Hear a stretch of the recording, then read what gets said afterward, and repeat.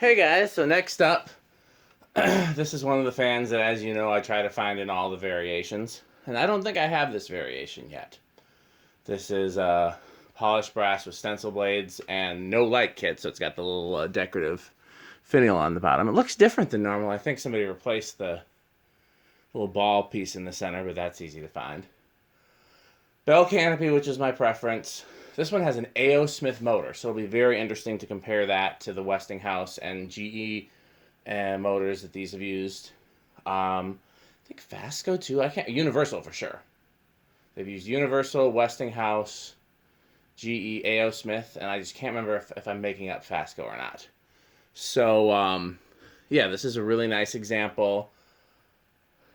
I'm still not sure where polished brass fits in for me, and if I like it better with the stencil blades or better with the cane. I don't know. It's just because it's not a finish I've seen much, both as a collector or as a kid. I never saw it as a kid. As a kid, all the ones I saw were brown and brass, white and brass, and I think I might have seen antique brass as a kid. I'm not. Yeah, I definitely saw antique brass as a kid. I don't think I saw polished brass in these as a kid. I mean, I don't know. Polished brass is an interesting finish for me in the first place. Some fans I love it, most fans I hate it. I like it in verandas. I like everything in verandas except for all white. But I'm not sure if I like it better with the darker blades or not. Would love to see one of these with cherry blades. I digress. So let's see how the A.O. Smith motor performs. I am curious. So here it is on low with the built-in solid state control. Low speed trim was pretty much all the way at the bottom in this case, so you can get a real slow low speed out of it. Okay, let me inch it up. I believe, yeah, it's reversible. Getting a little bit of a hum from it right underneath. So that's medium high.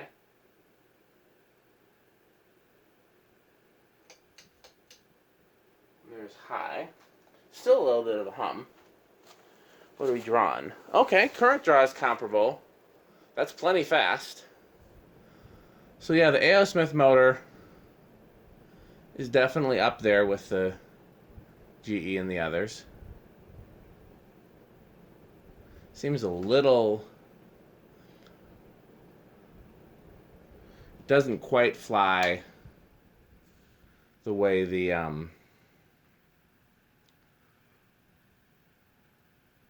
some of the GEs do, but it flies.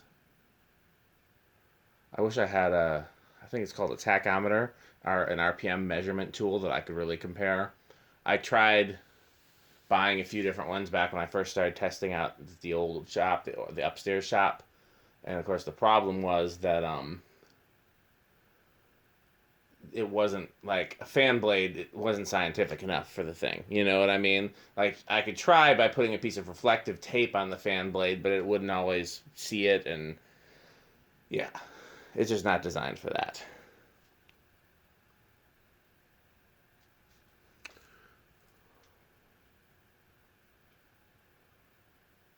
This is in beautiful shape. I really like this. Now, it's not my style at all, but you know what would be interesting to see? Would be like white cane blades on a polished brass motor for something like this. So what I'm going to do, I'm going to do the solid state from here so that I can hear it from over here. It's already bypassed at the fan.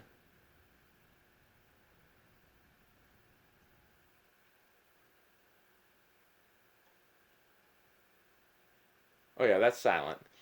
The only humming that I'm getting is the we'll switch to straight high. The only humming that I'm getting is the same hum that it makes on high without the solid state control, which is very faint, but I noticed it when my ear was right against it. So yeah, this I'm very happy to have this. This is very nice, and like I said, I don't think I have this combination. Okay, Metal Pete, where do you think it's going to start? Okay.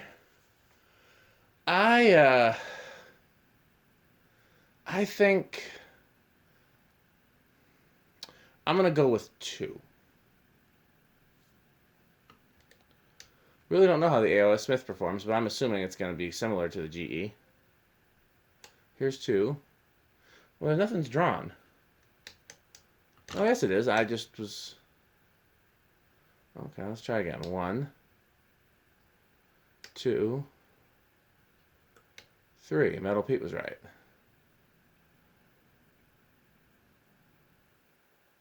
Because the bearings in this seem to be in excellent shape. But I thought normally GE motors that with good bearings started at 2. So I assumed this would do the same. But the A.O. Smith is a little different. It's a nice aesthetic low. I'm guessing 4 will be a good Dan low, aka restaurant low. It's still on the slow side. I mean, I like a good aesthetic low, but given... So, let's put it this way. So, living in any of my old places, up before the condo, because that's the first one I did a video tour of. That's not a bad. I'd be fine with that low, but let's see 5. I think 5's going to nail it too.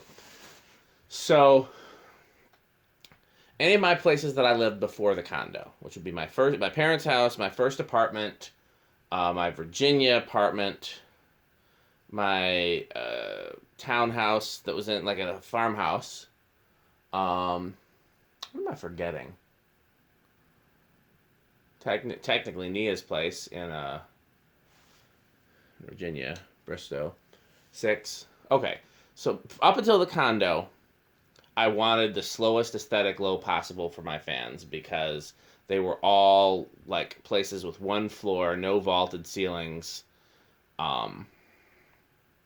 and like I didn't have high heating and cooling costs. It wasn't hard to heat or cool any of them. 7. I think 5, 10, 15 is going to be the winner for this. So I would leave the fans on aesthetic low just to look cool and then turn them on higher speeds as necessary. But I didn't run them on higher speeds. Most of the time they stayed on aesthetic low. And then when I got to the condo has the one one vaulted ceiling room. You know, things that start with V. Here's 8. And baseboard heating, which sucked. And so we used space heaters, which suck, but not quite as much. And window air conditioners, which suck. And so we really needed to make use of the fans there. So there was really, the only place an aesthetic low was useful was in places where the fan never really got used. So really only the second bedroom. Because in our bedroom we used it on higher, medium most of the time. 9. In the hallway it stayed on medium to help circulate. In the living room it stayed on medium most of the time to help circulate with the vaulted ceiling. Kitchen didn't get really used that much, but when it did, it was usually on a higher speed. And I suppose the laundry room could have been of an aesthetic low, but, you know. So that's when I started. I had a place where you really needed the fans to be on practical speeds for practical purposes. And this place is just insane to try to heat and cool. I really like this place, and I like split level, but the downside of split level is that it's very hard to heat and cool. That's 12, by the way. 13. And then, additionally, the hardship with this place is we live at the top of a hill. So we're right in the sun. It gets, you know, sun rises in the east, sets in the west. I can never remember anymore. I think that's right. But yeah, the point is we get sun all day because we're on the top of a hill, so there's no shade. So we get sun 14 in the morning, the noon, and the evening.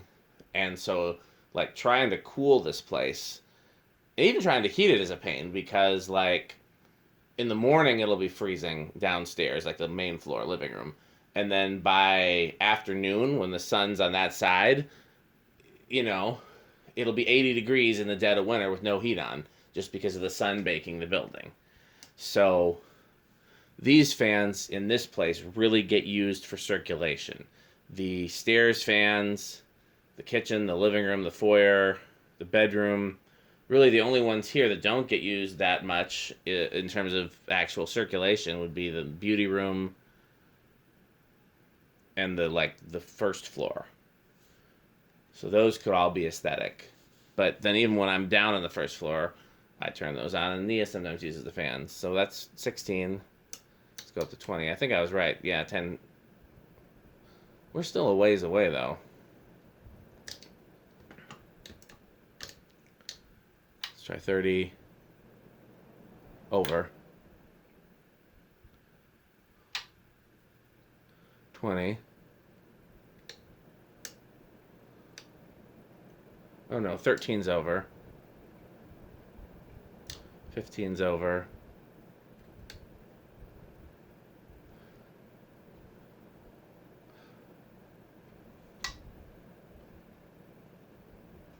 Looks like the highest we can go is 21.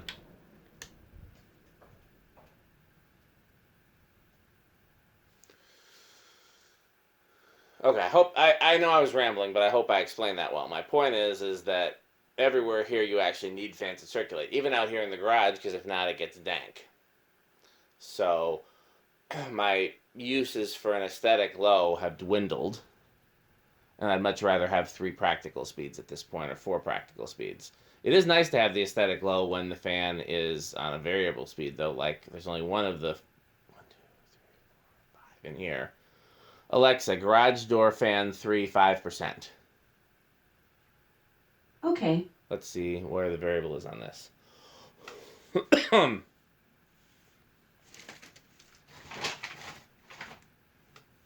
I guess, you know what? I don't think, well, no, I'll wait. I was going to do 0 to high. I didn't want to get up, and I didn't want to do it. We'll wait. It's almost there, and then we're almost done with this one.